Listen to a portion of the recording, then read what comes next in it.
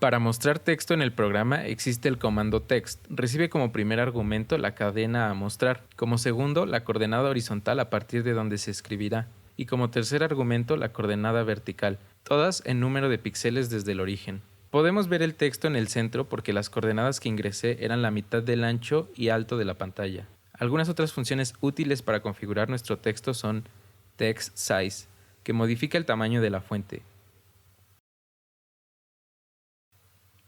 text align, que cambia la alineación del texto respecto a las coordenadas. Puede ser a la izquierda, derecha o centrado. Y el comando fill, que recibe los datos de un color como argumento y cambia el color del texto. En cuanto a formas, la más sencilla es la línea. Para dibujarla usamos la función line, que recibe 4 argumentos: la coordenada horizontal inicial, la coordenada inicial vertical, la coordenada horizontal final y la coordenada vertical final. Podemos ver que nos dibuja una línea recta en la pantalla. Para modificar el trazo podemos usar la función stroke weight, que configura el ancho de los trazados. El argumento que recibe es el espesor en número de píxeles. Con la función stroke cambiamos el color del trazo usando los 3 canales de color. Podemos dibujar figuras geométricas básicas, por ejemplo, rectángulos y elipses, usando los comandos rect y ellipse respectivamente. Los primeros 2 argumentos son las coordenadas iniciales a partir de las cuales comenzará a dibujarse. Los otros 2 valores son el ancho y alto de las figuras. Mientras que las elipses se dibujan desde su centro, las coordenadas para los rectángulos son la esquina superior izquierda. A las figuras también se les puede modificar el ancho del trazo con stroke weight y el color con stroke. Para cambiar el color de relleno usamos el comando fill.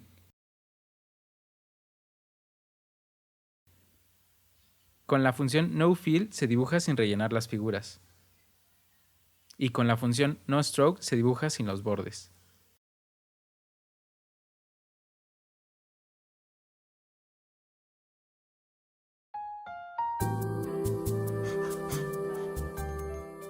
Dos variables muy útiles que nos proporciona Processing son width, que almacena el ancho del programa en número de píxeles, y height, que almacena la altura.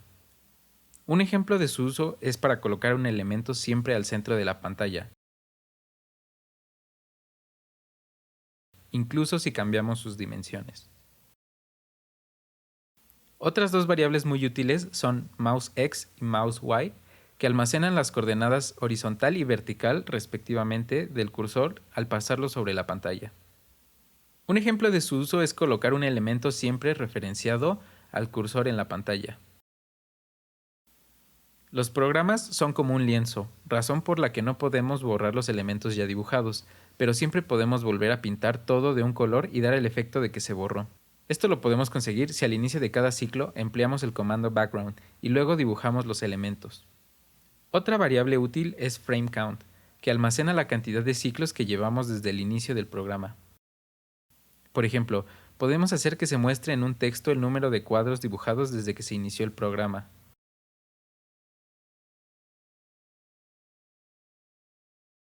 Para controlar la frecuencia de ejecución está la función framerate, que recibe el número de veces que se corre draw por unidad de tiempo. Si pongo el número 2, cada segundo pasarán 2 cuadros en la pantalla. Dentro de Processing tenemos el evento mouseClicked.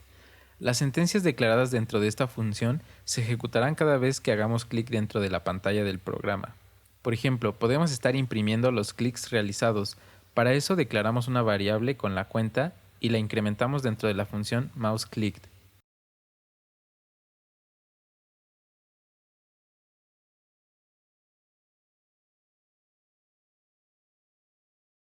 Si nos interesa medir el tiempo de forma más precisa, entonces usamos el comando millis, que regresa el número de milisegundos transcurridos desde el inicio del programa.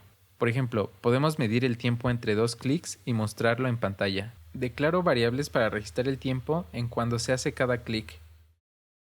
Y si las variables no han registrado nada, les asigno el valor de milis en ese instante. En el segundo clic muestro el tiempo transcurrido entre los dos eventos.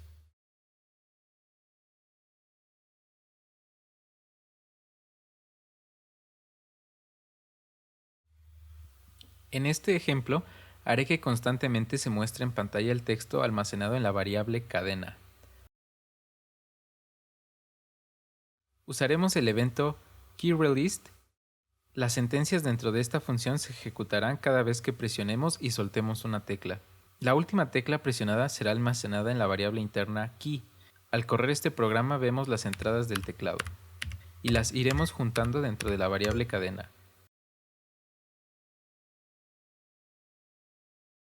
Otras dos funciones muy importantes son color, para almacenar la información de un color en una sola variable, y random, para generar números aleatorios entre un límite inferior y superior. Estos números aleatorios son de tipo float, es decir, que tienen una parte decimal. Usaremos ambas para generar imágenes creativas. Primero defino la paleta de colores que usaré. El fondo usará uno de estos colores.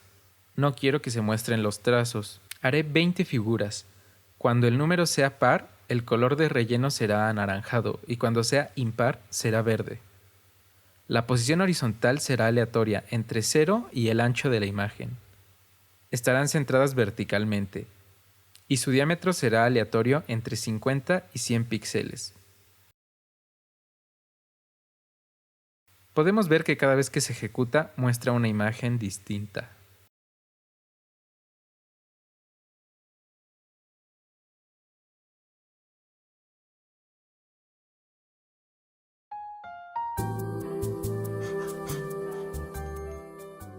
Por último, debemos mencionar que existen muchas funciones y variables más en Processing, pero no es práctico revisar en un video cada una de ellas. Por eso, comúnmente los creadores del código documentan estas características para que los demás programadores puedan consultar la información específica que requieren. Al seleccionar una función, podemos ver un ejemplo de su uso, una descripción de lo que hace, la sintaxis para describirlo en el código, los argumentos que recibe, y funciones o variables relacionadas a este mismo tema.